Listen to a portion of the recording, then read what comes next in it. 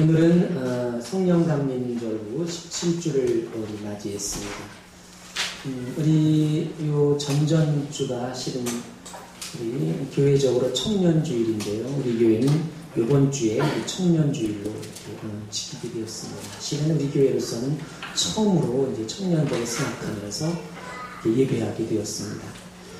실은 그러나 오늘 이렇게 청소년기, 청년기, 장년기, 노년기 이런 청년들로서 생각하면서 예배드리지만 그러나 하나님은 우리 모두가 다 청년과 같고 청년과 같은 그런 아름다운 믿음의 자녀로 강건케 하기를 바라는 것이 하나님의 마음입니다.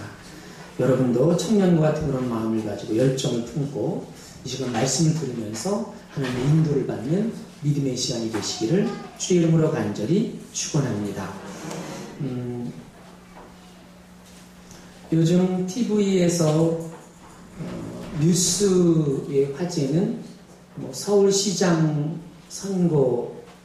선거이기도 할 뿐만 아니라 그 세계적인 유명한 CEO였던 스티브 잡스라는 사람의 죽음입니다.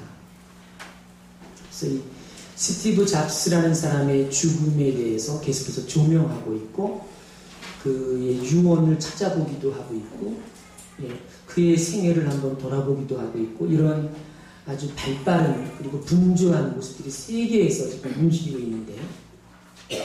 이 며칠 전 이렇게 세상을 떠난 스티브 잡스라는 사람은 원래 마이크로소프트사의 빌 게이츠와 라이벌 관계에 있는 그런 애플 컴퓨터의 최고 경영자였고 빌 게이츠와 이 사람을 주인공으로 한 영화가 여러 편 나왔습니다.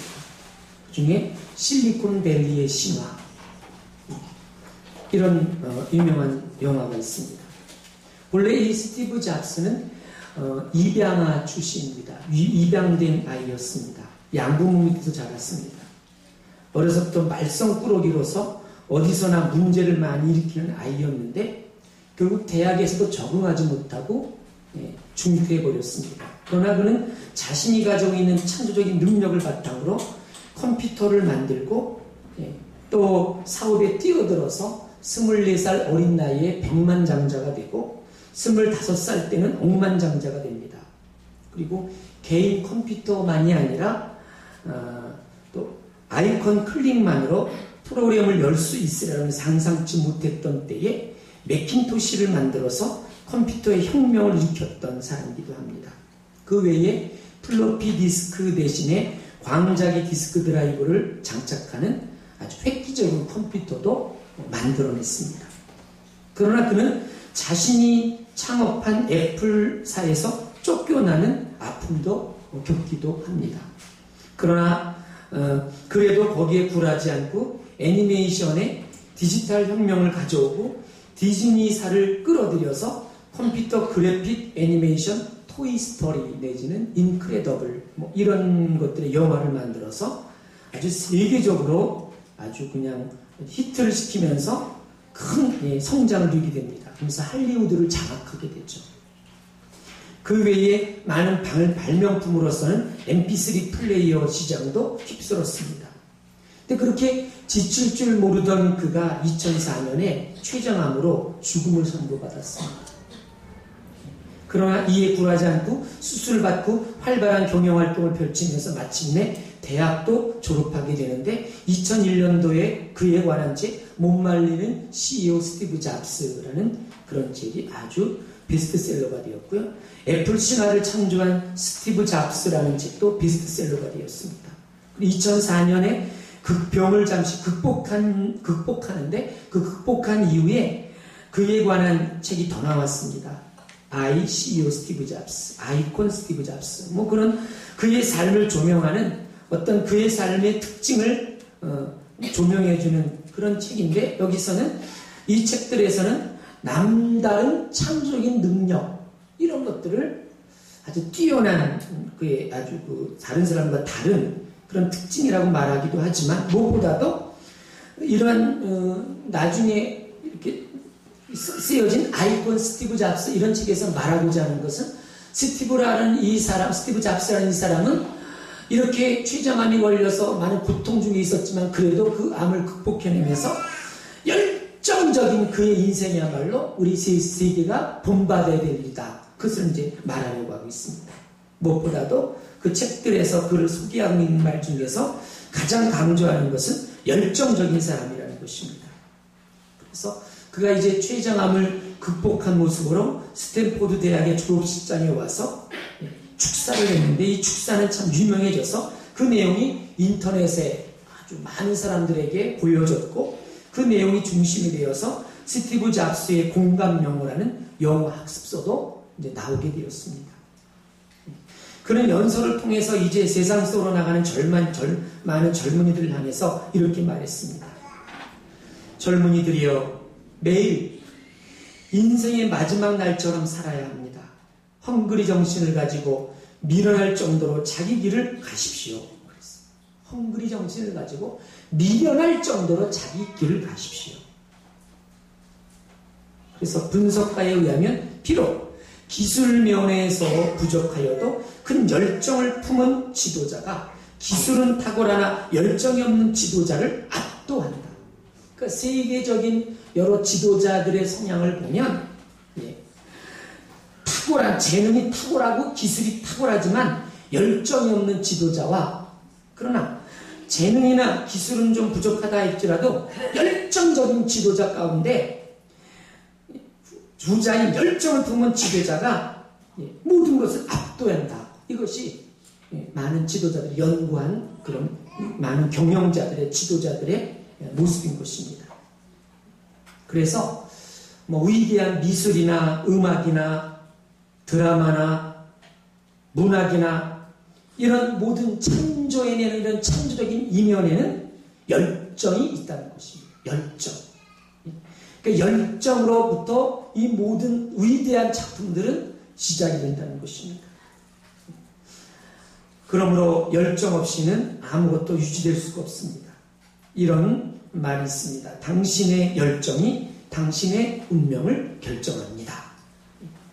그러니까 평범한 이상의 삶을 원하는 사람은 큰 열정을 품고 있는 것입니다. 그래서 조그만 열망은 약한 결과를 낳지만, 그러나 아주 큰 열망은 큰 결과를 낳게 되는 거죠. 작은 불은 작은 열을 만들지만 큰 불은 뜨거운 불을 만들어내는 것입니다. 그러므로 큰 열정이 큰 결과를 만들어낸다는 사실입니다.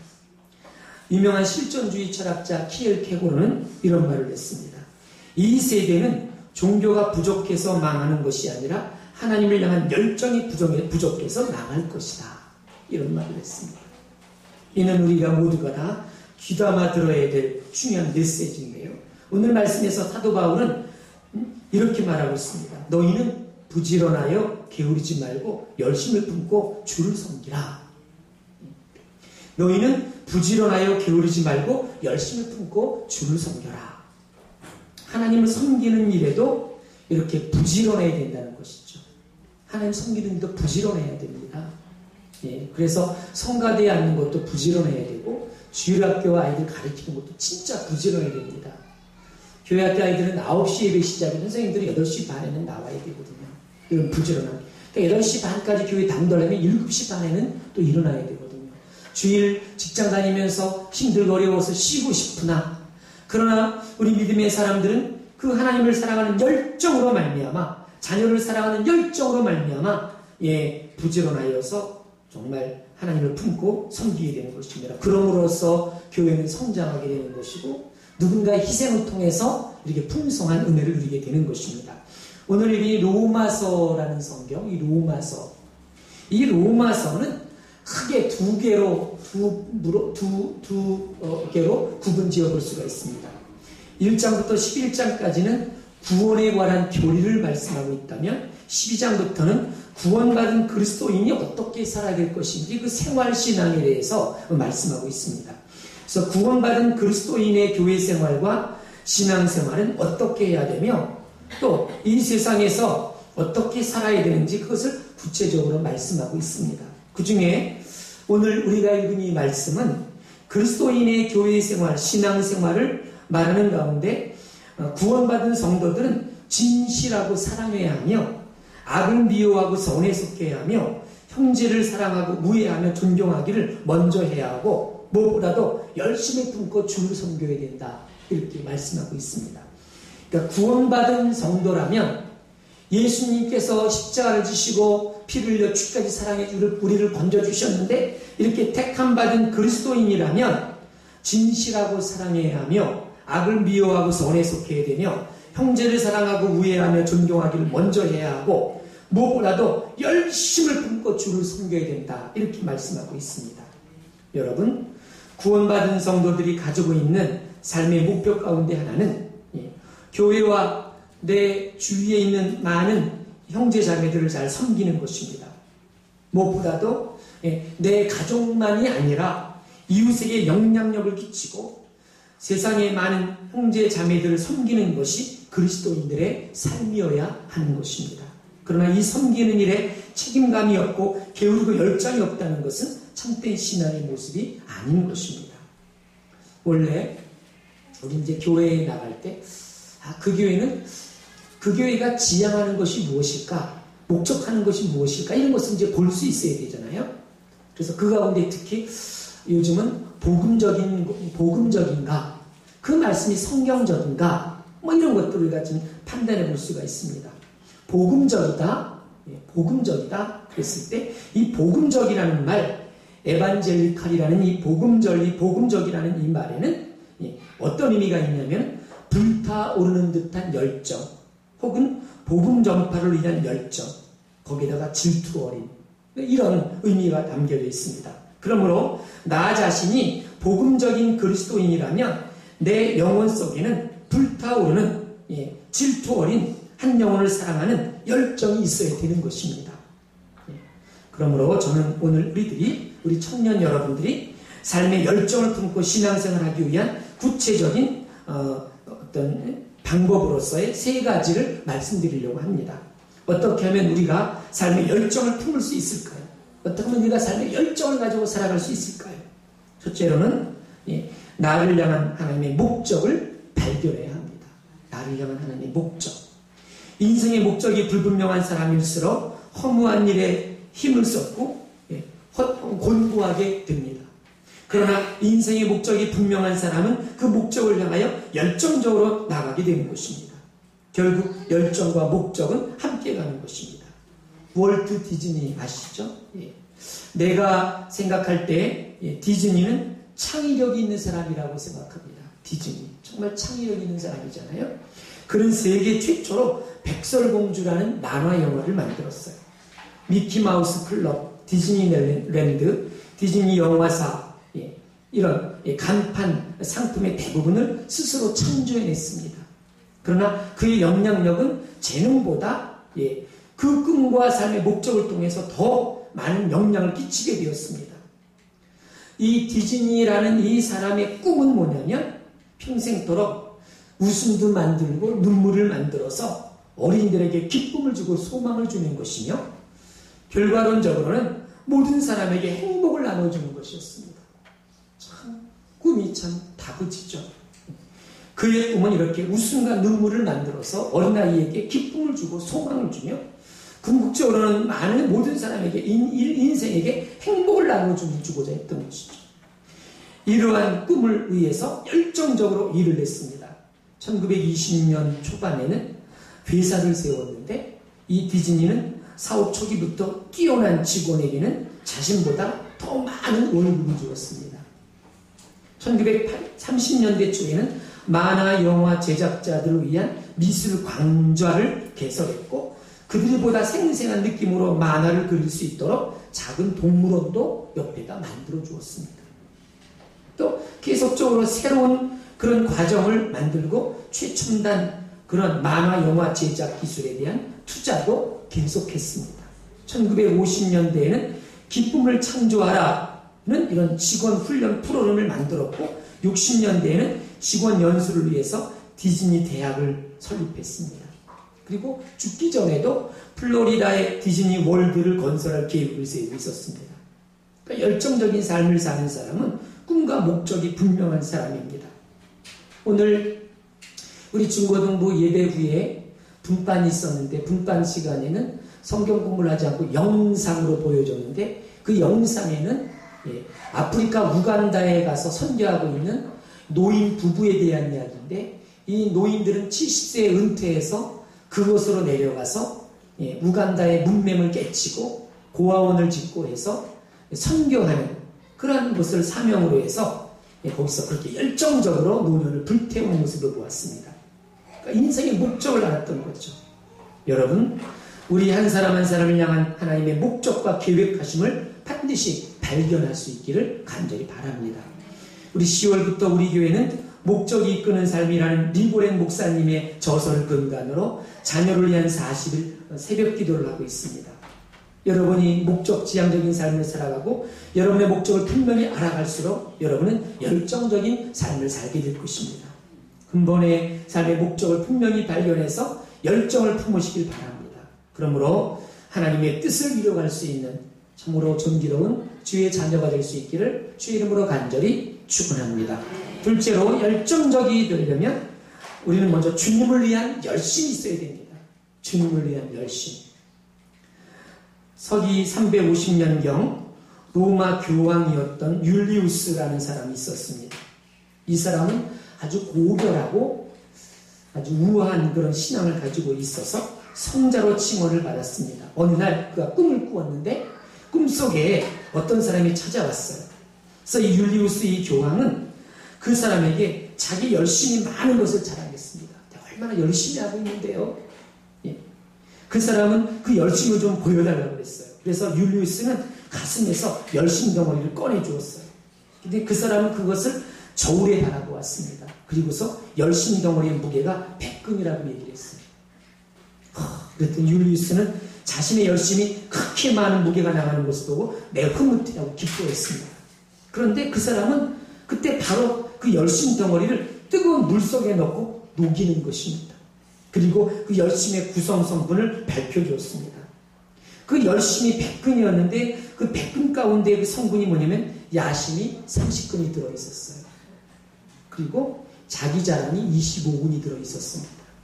그리고 자기도 모르지만 자기 속에 숨겨져 있는 명예를 얻고 싶어하는 명예심이 40근이 들어있었어요.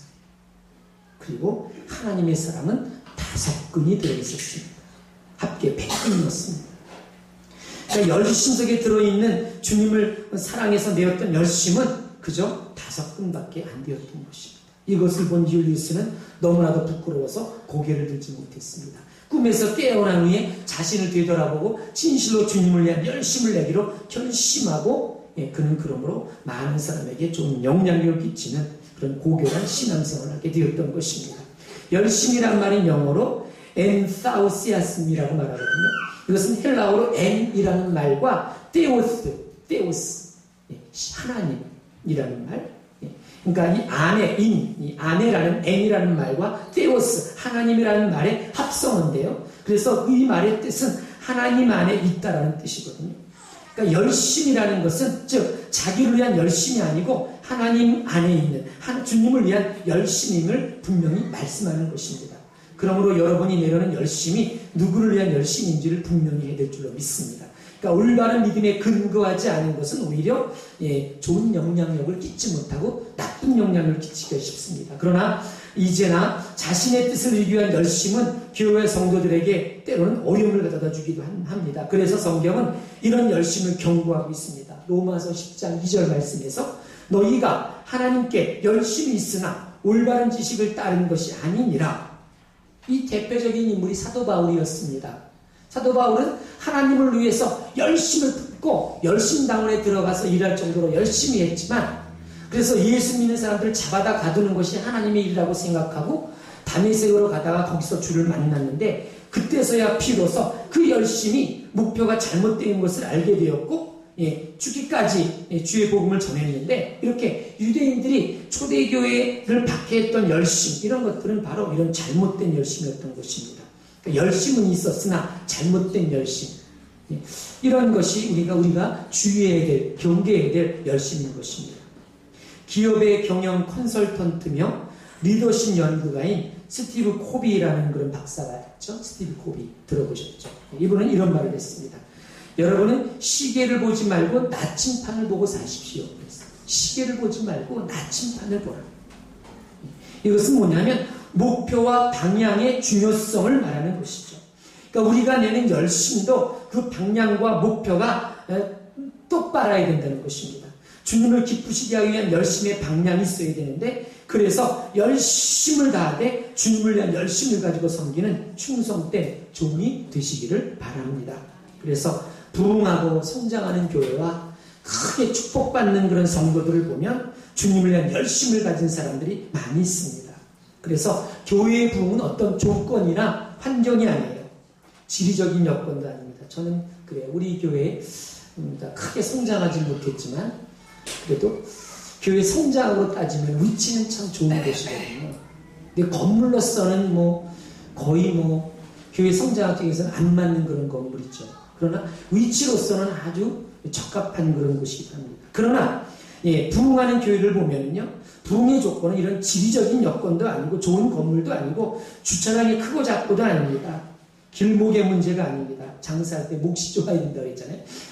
그러나 이러한 조건이 구비되어 있지 않다고 해도 주님을 위한 열심을 가지고 성도들이 바르게 섬겨간다면 그 교회는 반드시 부흥하게 되어 있습니다.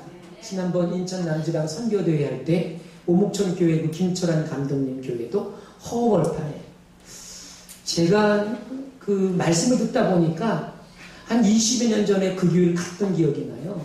조그만 벽돌교회에 논 한가운데 있었던 교회였었던 것 같아요. 말씀을 듣다 보니까 기억이 나는데, 아무것도 없는 가운데에서 교회가 지금, 그죠? 2~3천 명 교회로 이렇게 성장했다는 것은 말할 수 없는, 그죠? 놀라운 축복인데, 바로 여기에는 그런 뜨거운 열정이 있었던 것을 볼 수가 있습니다. 여러분, 우리 모두 주님을 위한 열심으로 맡겨주신 사명에 열정을 품고 주를 기쁘시게 하는 거룩한 청년과 같은 또 여러분 청년 여러분 되시기를 간절히 바랍니다. 세 번째로, 우리는 열정적인 인생을 살아가려면 성령 충만함으로 살아야 됩니다. 따라합시다. 성령 충만. 성령 충만. 성령은 우리의 마음과 가슴을 뜨겁게 하십니다. 성령은 움직이는 영입니다. 일하시는 분입니다. 그래서 우리로 하여금 열심히 일하고 활동하게 하십니다. 내가 힘이 없어지고 무기력해지고 곤고해져 있다면 성령 충만함을 잃어버렸기 때문입니다. 그러므로 예수께서 말씀하시기를 너희는 성령 충만함을 구하라고 말씀해 주셨던 것처럼 성령 충만을 구하시길 바랍니다. 그래서 성령 충만은 열심히 일하게 하고 정말 힘이 들지 않고 열정적으로 일할 수 있는 원동력이 되는 것입니다. 그래서 오늘 본문 말씀은 열심을 품고 주를 섬기라고 했는데, 열심을 품고라는 말은 헬라어로 퓨뉴마제오라고 말합니다. 퓨뉴마제오. 이 퓨뉴마는 성령이라는 뜻이고요. 제오라는 말은 물이 끓든 열정적이다, 이런 뜻입니다. 그래서 성령의 충만함으로 뜨거운 열정을 가져라, 이런 뜻입니다.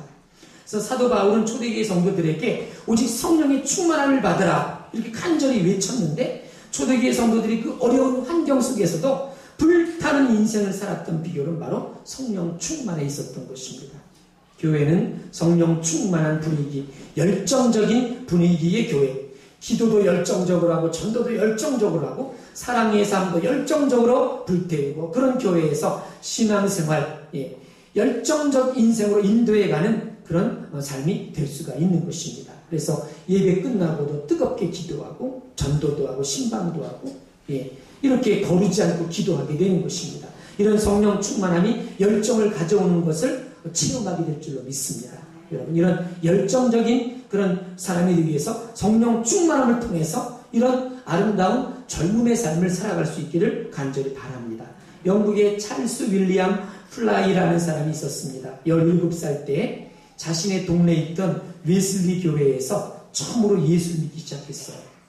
자신의 아버지로부터 코넷이라는 나팔 부는 방법을 배워서 그 악기로 전도 집회마다 다니면서 연주를 하기 시작을 했습니다. 하나님의 은혜를 체험한 후에 열정적으로 봉사하고 섬기며 살았고, 부흥 집회나 노방 전도 때도 이런 코넷이라는 나팔을 불면서 은혜롭게 집회가 진행되도록 그렇게 도왔어요. 그런데 45세라는 젊은 나이에 병으로 인해서 인생을 마치게 됩니다. 근데 그가 세상을 떠나기 전에 만든 찬송가가 184장이에요. 불길 같은 주성령 간구하는 우리에게 주의 제단 불위에 우리 몸과 영혼과 성령이여 임하사 우리 영의 소원을 만족하게 하소서. 기다린 우리에게 불러 충만하게 하소서. 그러니까 내 영을 만족하게 성령으로 충만하게 하옵소서. 이 찬송은 성령 충만을 간구하는 기도입니다. 어느 교파에서든 은혜와 성령을 체험하는 집회에서 수없이 불려주게 되었고 많은 사람들이 찬송을 통해서 성령의 충만을 경험하게 되었습니다. 자, 열정. 이 열정은 결코 나이로서의 청년만이 가지고 있는 것이 아닙니다. 이 열정은 이렇게 성령 충만할 때 우리에게 부어주시는 은혜입니다. 이 열정을 회복할 수 있기를 간절히 바랍니다. 여러분, 그러므로 이런 평범한 그러한 인생 속에서 그 사람을 아주 탁월하고 아주 뛰어난 인생으로 만들어 가는 것입니다. 불가능한 일도 가능한 것으로 바꿔놓습니다. 이 열정은 위대함을 창조해내는 것입니다. 그래서 하나님이 원하시는 삶은 열심과 활기와 원기왕성한 열정적인 인생인 것임을 기억하시길 바랍니다. 요즘 가을이 되어서 이렇게 날씨도 맑고 유행가 가사처럼 눈이 부시게 푸르른 날은 이렇게 정말 그러한 우리가 날이 왔는데, 그런데 이상하죠? 우리가 날씨가 이렇게 좋고 평안할 때일수록 우리는 굉장히 활동적이고 힘이 넘쳐날 줄 알았는데 주님의 일에서는 무기력하고 그죠? 연약해져 있는 것을 보지 않습니까? 예. 자, 그렇습니다. 우리는 이러한 영적인 비밀을 우리는 알아야 되고요. 그러므로 하나님께서 이 귀한 이 시기에 우리로 하여금 가장 중요한 것이 무엇일까? 우리가 더 잘하신 하나님께서 우리에게 말씀하시기를 이런 열정을 품고 주를 위해서 달려가는 인생이 가장 아름다운 인생임을 말하고 있는 것입니다. 오늘 우리 모두의 삶에 열정을 품어서 능력의 삶이 회복되시기를 간절히 바랍니다. 그래서 오늘 주신 말씀처럼 청년이여 열정을 품어라 그랬어요. 청년이여 열정을 품어라. 열정. 이렇게 주님의 일을 감당할 때 하나님이 주시는 것이고, 꿈과 비전을 가지고 나아갈 때 하나님이 주시는 것이고요. 성령 충만함 속에서 이 열정은 되살아나게 되어 있는 것입니다. 이런 열정을 가지고 목적을 성취해 갈 수 있는, 내가 왜 기도해야 되고, 내가 왜 예배드려야 되고, 내가 왜 이런 인생을 살아야 되나. 성경은 우리에게 분명히 말씀해주고 있습니다. 우리는 무엇보다도 궁극적으로는 영생을 얻어야 됩니다. 놓쳐서는 안 되고 영생을 향하여 나아가야 되고, 또 우리는 구원은 믿음으로 말미암아 받는 것이지만 축복은 순종할 때 이루어지는 것인데, 특별히 이러한 우리들에게 하나님은 우리에게 열정적인 인생이 되어서 주께서 바라시고 원하시는 뜻이 계십니다. 왜 하나님 우리에게 열정을 품으라고 말씀하실까요? 이 시대를 향한 하나님의 계획하심이 있기 때문이고 우리 교회를 향한 하나님의 뜻이 있기 때문인 것입니다. 이 교회 나온 여러분들은 다 이렇게 성령 충만하고 주의 일에 열심을 다함으로 말미암아 하나님의 뜻을 성취할 뿐만 아니라 궁극적으로는 영생을 얻고 하나님 나라 유업을 누릴 수 있는 승리하는 거룩한 백성 될 수 있기를 주의 이름으로 간절히 축원합니다. 축원합니다. 사랑과 은혜가 충만하신 하나님 감사합니다. 허물과 죄로 죽었던 우리들을 예수 그리스도 안에 거하게 하시고 구원을 얻게 하신 것을 진심으로 감사합니다. 가을이 열매를 맺고 날씨는 아버지 따뜻해서 활동하기 좋은 계절이나 하나님 우리는 육체의 소욕을 따랐으므로 하나님 우리가 곤고해져 있고 연약해져 있사오니 주님 긍휼히 여겨주시고 하나님께 속한 자로서 성령의 소욕을 따라 살기를 원하며, 또한 하나님께서 우리에게 말씀하시는 바 소원하시는 바는 청년처럼 열정을 품으라는 것이고 또 청년이여 열정을 품으라는 것입니다. 우리는 모두가 다 하나님 보시기에 청년입니다. 이제 주가 주신 열정을 품고 달려가길 원합니다.